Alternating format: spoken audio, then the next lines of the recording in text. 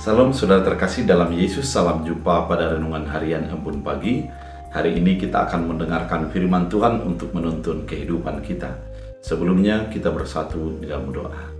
Damai sejahtera Allah yang melampaui segala akal dan pikiran, itulah yang melihara hati dan pikiran dalam Kristus Yesus Tuhan. Amin. Saudara terkasih, firman Tuhan untuk kita dari Markus 2 ayat 7, dalam bahasa Batak Angkola dikatakan, Napuluk matong bayon mengicahi debata songoni isi mahe na terbain menyesa dosa anggoso debata sendiri ning rohani alai. Dalam bahasa Indonesia, mengapa orang ini berkata begitu? Ia menghujat Allah. Siapakah yang dapat mengampuni dosa selain daripada Allah sendiri? Demikian firman Tuhan. Saudara terkasih, firman Tuhan kali ini dimulai ataupun merupakan alur cerita dari ada seorang yang sakit lumpuh, yang memiliki penyakit yang sudah lama. Kemudian keluarganya datang ingin berjumpa dengan Yesus agar Yesus menyembuhkannya. Pada saat itu banyak kerumunan yang ada di sekitar Yesus, karena Yesus sedang berada di sebuah rumah. Namun orang-orang yang membawa Yesus atas sebanyak 4 orang itu memiliki inisiatif untuk membongkar atap daripada rumah itu dan menurunkan yang sakit di hadapan Yesus, dan kemudian Yesus menjadi menyembuhkannya. Dalam proses penyembuhan, Yesus berkata kepada yang sakit itu bahwa dosamu telah diampuni. Pernyataan ini sesungguhnya merupakan pernyataan yang begitu jarang diungkapkan oleh orang umum, karena memang soal pengampunan pasti masalah Allah. Kalau biasanya dikatakan oleh imam besar yang mampu menyatakan pengampunan setelah ada persembahan ataupun ada yang diserahkan sebagai sembelihan kepada imam dan telah dipercikkan darahnya. Namun kali ini tidak demikian keadaannya. Dia yang sakit hanya dibawa ke hadapan Yesus dan ingin dijamah dan dipulihkan oleh Yesus.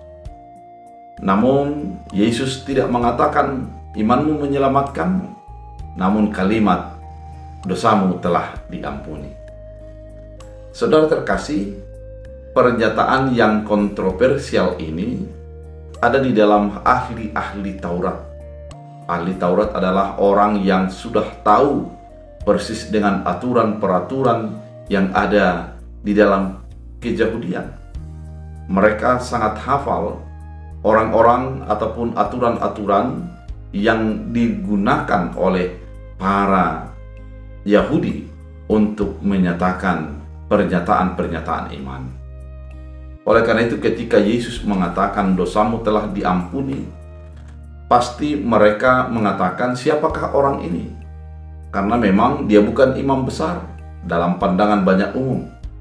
Kemudian Yesus hanya seorang pengajar yang dinyatakan sebagai guru, atau hanya seorang tabib yang dilihat orang lain sebagai penyembuh. Namun Yesus mengatakan dosamu telah diampuni. Saudara terkasih di dalam Kristus Yesus, ketika Yesus menyatakan dosamu telah diampuni, orang yang belum mengenal Yesus menjadi memiliki pandangan yang menghujat Allah karena pernyataan itu.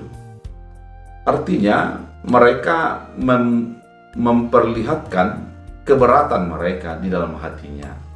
Namun mereka tidak berbicara karena banyak orang di sekitar di situ yang memiliki kedekatan ataupun fans secara bahasa sekarang kepada Yesus Kristus.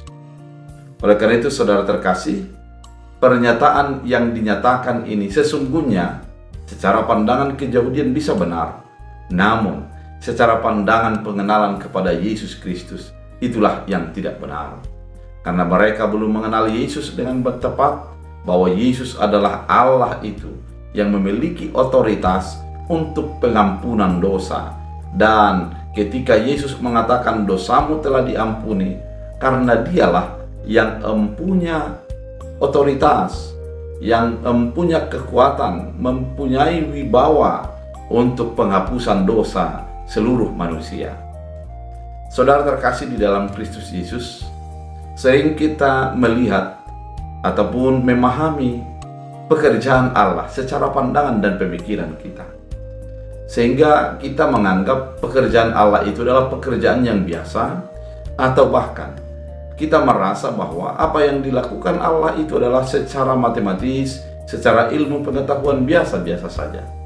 Namun kalau kita masuk secara mendalam terhadap karya dan kekuasaan daripada Allah, maka disitulah kita menjadi kagum, menjadi hormat dan patuh kepada keinginan dan keputusan Allah dalam kehidupan kita.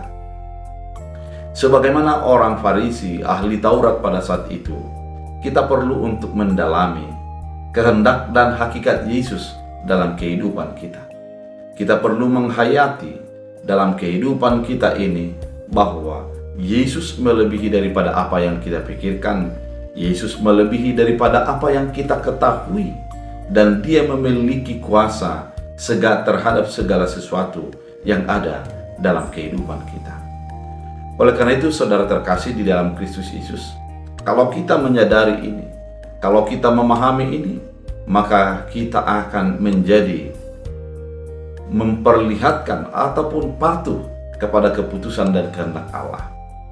Dosamu telah diampuni karena Yesuslah yang menjadi pengampun, penghapus atas segala dosa yang diperbuat oleh umat manusia. Ketika Yesus mengatakannya, maka tak ada satupun yang bisa membantahnya. Sama halnya dengan kehidupan kita.